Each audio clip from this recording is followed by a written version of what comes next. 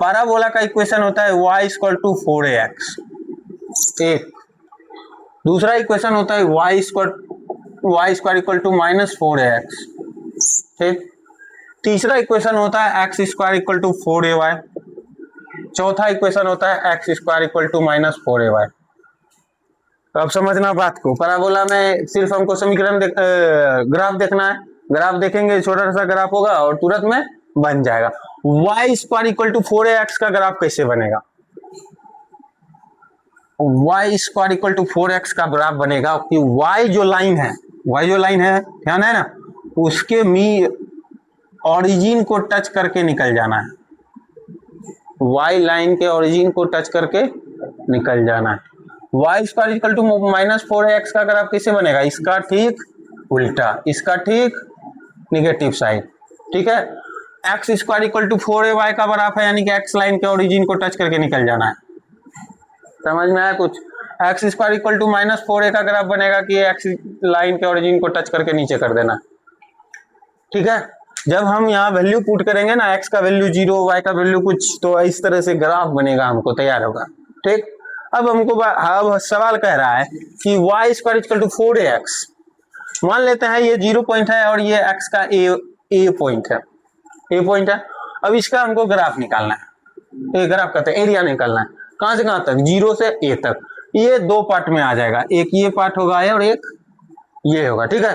अब हम इस पार्ट का एरिया निकालेंगे और 2 से मल्टीप्लाई कर देंगे तो पूरा का पूरा एरिया निकल जाएगा। जब हम इस पार्ट का एरिया निकालेंगे तो सबसे पहले यहाँ क्या लगाएंगे? dx लगाते हैं, और ये जो लाइन है किसके पैरेलल है? y के। तो इक्वेशन में यहाँ से मेरा y dx आ जाएगा, ठीक है। लिमिट कहां से कहां तक लगा? 0 से। लिमिट कहां से कहां तक लगेगा? 0 से a। क्लियर? कोई दिक्कत? y का वैल्यू यहाँ से उठाएगा तो क्या निकलेगा ये बताओ? उठाओ y का वैल्यू वहां से। y स्क्वायर है 4ax, y उठाएंगे तो क्या आएगा? 2√ax आएगा, यानी कि 2√a√x लिख सकते हैं, आएगा। 2√a को बाहर कर दो, हो जाएगा। क्यों बाहर कर दिए? क्योंकि यह क्या है? कांस्टेंट। √x का इंटीग्रेशन आएगा, क्या आएगा बताओ? √x का इंटीग्रेशन क्या आएगा? x को हम 1/2 कह सकते हैं। x पावर n का इंटीग्रेशन क्या होता है? x power n plus 1/n+1, x power n plus 1/n+1 होता है। x पावर 1/2 प्लस 1/1/2 प्लस 1, यही तो होगा इसका इंटीग्रेशन, होगा कि नहीं होगा? अब यहां से निकालो इसको, x लिमिट लगाओ ना 0 से, ठीक है। x पे पावर 2 1 3, 3/2, और यहाँ पे 3/2। इस 3/2 को 2/3 कर सकते हैं, इस 3/2 को हम 2/3 कर सकते हैं, और x पे पावर आएगा 3/2। कोई दिक्कत है? कोई दिक्कत है तो बताओ। नहीं कोई दिक्कत है तो अब यहां से इसको सॉल्व करो, देखो क्या आता है। सॉल्व करो, यहां से देखो मेरे पास आएगा 4√a/3, ये आया। कहीं कोई दिक्कत? x का लिमिट है तो x का वैल्यू पुट करेंगे, क्या? a पुट करेंगे तो a का वैल्यू, a पे पावर क्या आ जाएगा? 3/2। अब देखो यहाँ a पे पावर 3/2 को हम क्या लिख सकते हैं? a पे पावर 1, देखो अच्छा यहाँ देखो, a पे पावर 3/2 को हम क्या कर सकते हैं? a पे पावर 1 प्लस a पे पावर 1 प्लस 1/2, यानी कि ये प्लस जो है ये इंटू में आ जाएगा। a पे पावर 1/2 इंटू क्या हो जाएगा? सॉरी, a इंटू क्या हो जाएगा? a, ठीक है। अब यहाँ से ये भी a हो गया, ये भी a, यानी कि यहाँ क्या आएगा? a square. ये तुम्हारा क्या हो जाएगा? आंसर।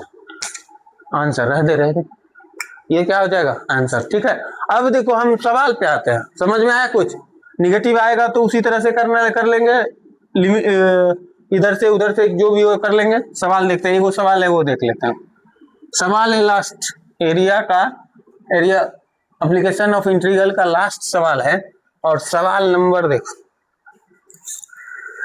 लास्ट सवाल है, और सवाल है x square equal to 4, y square equal to 4y, y square equal to 4x, और y अक्ष पे हम रेखा y3। अच्छा, ये क्या आ रहा है? क्या y अक्ष पे y3 तक देखना है? y अक्ष पे कहां तक देखना है? y3 तक। पहले तो इसका कोई लाइन बनाओ, किस लाइन को टच करेगा? किस पे ओरिजिन टच करेगा? y देखना है, y स्क्वायर के ओरिजिन को टच करके निकल जाएगा। ये बनाया ग्राफ, ठीक है। ये बनाया ग्राफ, ये 0 है, कहाँ देखना है y3 तक, y3 तो ये लाइन होगा, मान लेते हैं ये 3 है।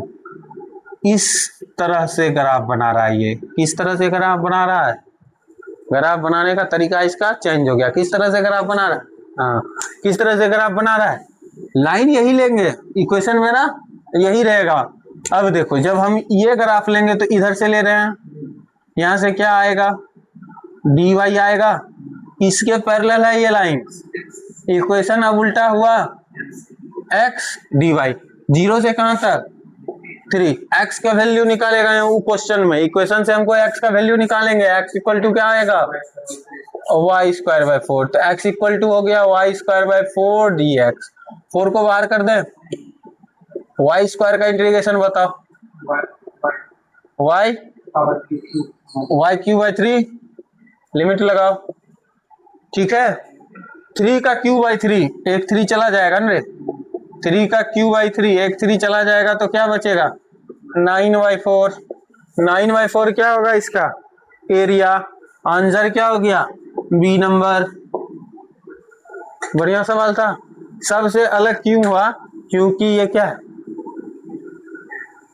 पैराबोला था ये, लेकिन ये वाई एक्सिस से निकाले, अभी तक हम सब एक्स एक्सिस से सवाल निकाल रहे थे, ये पहला सवाल था जो हम वाई एक्सिस से निकाल। ये आपको ध्यान देना होगा, जब आप ग्राफ नहीं बनाइएगा तब आप यहाँ पर मिस मार खा जाइएगा। अब यदि हम ग्राफ नहीं बनाते तो सवाल कैसे बनाते, फिर हम यहाँ से y का वैल्यू लेके बना देते सवाल, y dx लेके चल जाते, जो मेरा गलत हो जाता है। सबसे पहला चीज है कि क्वेश्चन को समझना है, क्वेश्चन के समझने के बाद उसको ग्राफ बनाना है, फिर उसको बनाना। तो बात कर रहे हैं कि अगला जो चैप्टर है, पहले हम आप लोग को क्या सब पढ़ा दिए, matrix, determinant, differentiation, integration, integral of application of integral और इनवर्स त्रिकोणमिति। हाँ, तो लगभग हम 50% से ऊपर का तो क्या कहते हैं सिलेबस खत्म कर चुके हैं, 50 क्या 60% सिलेबस खत्म कर चुके हैं। लेकिन अब जो है कल से फिर से हम क्लास को चालू कर रहे हैं, यानी कि जो खत्म हुआ वो फिर से रिवीजन होगा और अगला चैप्टर हम स्टार्ट कर रहे हैं। अपने ग्रुप में वीडियो को भेजिए और अपने ग्रुप में बता दीजिए कि इस क्लास जो है एकदम स्टार्ट से हो रहा है और कल से हम वेक्टर स्टार्ट करेंगे और पूरा मैथ फिर से रिवीजन करेंगे। हर एक जगह पर एकदम अच्छे से, कहीं कोई दिक्कत होगा तो बताना।